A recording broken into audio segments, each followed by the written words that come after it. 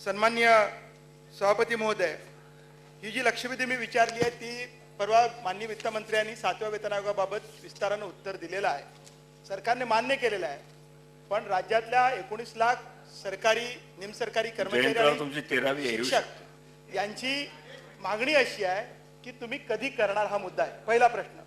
दुसरा प्रश्न असा आहे सभापती महोदय की केंद्र सरकारने 7व्या वेतन आयोगानुसार जे किमान वेतन, ग्रॅज्युटीची रक्कम, पॅटर्निटी लीव्ह आणि इतर ज्या सुविधा मान्य केलेल्या आहेत त्याबाबत शासनाची भूमिका काय असणार आहे.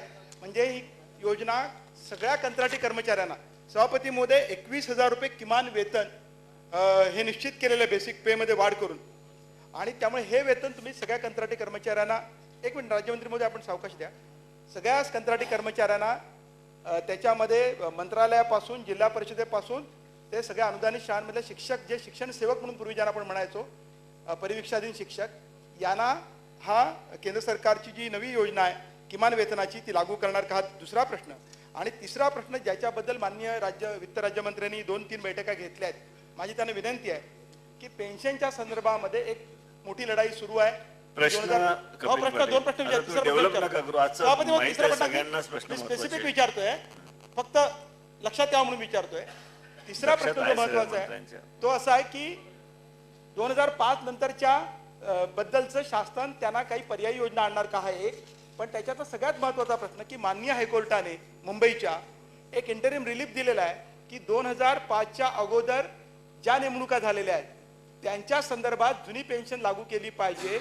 या संबंधीची जी केस होती, शिक्षक भारतीचे शशिकांत उतेकर आणि प्रकाश शेळके जे राज्याचे कार्यवाह आहेत, आणि इतर अशी जी एकत्रित काहीशे शिक्षकांची केस होती, या केस संदर्भात मुंबई हायकोर्टाने जो निर्णय दिला त्याची अंमलबजावणी करणार का, आणि किमान त्या केसमधले जे फिर्यादी आहेत, म्हणजे याचिकाकर्ते आहेत, ते प्रकाश शेळके आणि शशिकांत उतेकर आणि त्यांचे प्रतिनिधी जालिंदर सरोदे यांना आपण बोलावून याबद्दल मार्ग काढणार का, असं स्पेसिफिक 3 प्रश्न मी विचारलेले. सभापती महोदय, आपला पहिला प्रश्न असा होता की कधीपर्यंत या 7व्या वेतन आयोगाच्या बद्दल निर्णय होणार. तर त्या संदर्भात असं आहे की 15 मार्चपर्यंत अर्ज मागवलेले आहेत. त्याच्यानंतर 2 ते 18 ऑगस्टपर्यंत, 2 एप्रिल ते 18 ऑगस्टपर्यंत सुनावण्या होतील आणि त्याच्यानंतर हा अहवाल तयार होईल. त्याच्यामुळे सुनावण्यांचे वगैरे स्पेसिफिक डेट्स ठरलेले आहेत आणि त्या सुनावण्या ज्यावेळेला असतील त्याला सर्व ज्या संघटना आहेत त्यांना बक्षीस समिती बोलवेल, त्यांच्याशी चर्चा करेल आणि त्याच्यानंतर त्यांचा अहवाल तयार होईल. आपण दुसरा जो प्रश्न विचारलेला आहे तो कोर्टाच्या केसच्या संदर्भात आहे. या संदर्भात असं आहे की मुंबई हायकोर्टाने दिलेला जो निर्णय हा इंटरिम निर्णय आपल्याला सुद्धा माहिती आहे, आणि 2 केस ऑलरेडी डिसाइडेड आहेत ज्या नागपूर आणि औरंगाबाद खंडपीठाच्या आहेत, त्याच्यामध्ये हे रिजेक्ट केलेलं आहे. तर हे आम्ही कोर्टाच्या निदर्शनाला आणून दिलेलं आहे आणि हायकोर्ट त्याच्या संदर्भात जो काय निर्णय घेईल त्या निर्णयाप्रमाणे आपण अंमलबजावणी करू. तिसरा जो प्रश्न आपण म्हटलेला आहे की आपण जे लोक मयत झाली आणि त्यांना न्याय मिळू शकत नाही त्याच्या संदर्भात आपण 1 टाइम त्यांना हे देण्याचा प्रस्ताव केलेला आहे, आणि तो प्रस्ताव जो आहे हा प्रस्ताव कॅबिनेटच्या समोर जाईल आणि नंतर कॅबिनेट त्याच्यावर योग्य तो निर्णय घेईल. आपण एक प्रश्न विचारलेला होता की शिक्षक सेवकांच्या बद्दल काय. आपल्याला सुद्धा माहिती आहे की शिक्षक सेवक हे 3 वर्षानंतर त्यांना कायम केलं जातं आणि कायम केल्यानंतर इतर सर्व लाभ हे त्यांना मिळायला लागतात. त्याच्यामुळे त्याच्याबद्दलचं वेगळं असं काही हे नाही आहे. सभापती महोदय, मी स्पेसिफिक प्रश्न विचारला होता की केंद्र सरकारने नुकतीच 7व्या वेतन आयोगाच्या नुसार एक किमान वेतन आणि बेसिक पे निश्चित केलेला आहे, आणि किमान वेतन किती ठरवलं आहे ते 21,000 रुपये ठरवलेलं आहे. हे 21,000 रुपये देणं सरकारी आता कायदा आहे, किमान वेतन कायदा आहे, केंद्र सरकारने जाहीर केलेला आहे, आणि ग्रॅज्युएटी अमेंडमेंट बिल पण पास केलेलं आहे. तर या सगळ्या संदर्भामध्ये महाराष्ट्रातले जे कंत्राटी कर्मचारी आहेत ते सरकारी असोत, निमसरकारी असोत किंवा अनुदानित शाळांमधले शिक्षक, शिक्षण सेवक असोत, जे नाममात्र पगार घेत आहेत, तुम्ही जे मानधन देत आहेत त्या मानधनाच्या ऐवजी त्यांना किमान वेतन केंद्र सरकारनुसार तुम्ही 21,000 रुपये देणार का, असा माझा स्पेसिफिक प्रश्न आहे. जे प्रश्न या संदर्भातले आहेत सभापती महोदय, हे सर्व बक्षीस समितीच्या समोर त्या संघटनेने मांडायचे आणि त्याच्यावर समिती जो काय निर्णय घेईल त्याच्यावर मग शासन आपला निर्णय घेणार आहे. ते सर- त्याच्यामुळे आपण या संदर्भातला सुद्धा आपला जो आहे आणि दुसरा आपल्या मी माहितीसाठी सांगू इच्छितो की जे किमान वेतन आहे हे ठराविक क्लासना ऍप्लिकेबल असतं, ते शिक्षकांच्या कॅटेगरीला हे नाहीये.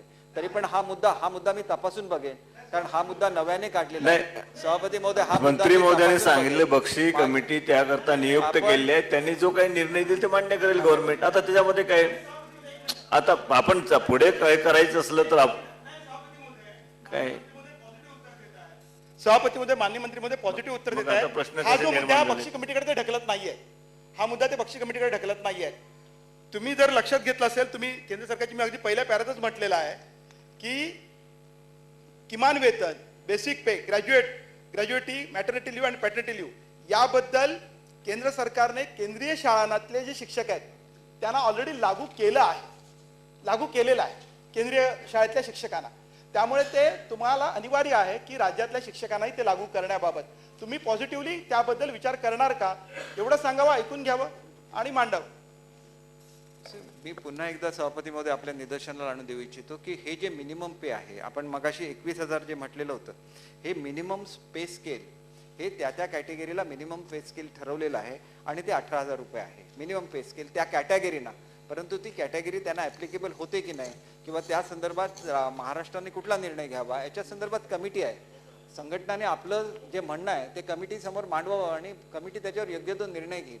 त्याच्यामुळे प्रत्येक गोष्ट जी केंद्र शासनाला आहे ती आपल्या राज्याला आहेत असं नाही. आणि त्याचं एक्सप्लेनेशन सुद्धा जो आपला अहवाल आहे त्याच्यामध्ये गेल्या वेळेचा ज्याला 6वा वेतन आयोग मांडला त्याला बक्षी समितीने ह्याच्या संदर्भात त्याला सुद्धा बक्षी समितीच्या अध्यक्षतेखालीच ती समिती होती, त्यांनी त्याची कारणं सुद्धा मांडलेली आहेत की सेंट्रल गव्हर्नमेंटचे हे ट्रान्सफरेबल जॉब असतो आणि ते भारताच्या वेगवेगळ्या भागामध्ये जात असतात.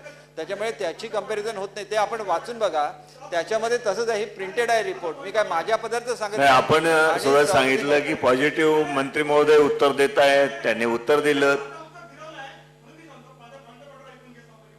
सभापती मध्ये माझा पॉइंट ऑफ ऑर्डर असा आहे की गेल्या आठवड्यात माननीय वित्तमंत्र्यांनी असं स्पष्ट सांगितलं 7व्या वेतन आयोगाच्या संदर्भात की 7वा वेतन आयोग आम्ही लागू करणार आहोत.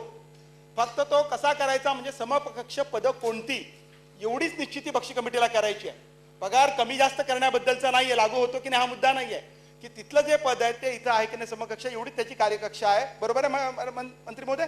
मग हे जर असेल तर आता मान्य मंत्री महोदय म्हणतात लागू करू द्यायचं की नाही, हे बरोबर नाही. म्हणजे मान्य मंत्री महोदयांनी कॅबिनेट मंत्र्यांनी सभागृहात एक दिलेलं उत्तर आहे, त्याच्या विपरीत उत्तर मान्य राज्यमंत्र्यांना देता येणार नाही. त्यांनी माहिती नाहीये सांगावं, माहिती घेऊन सांगतो म्हणावं, किंवा कारण मान्य मंत्री महोदय एक उत्तर देतात काय मंत्री महोदय? ते बरोबर नाही.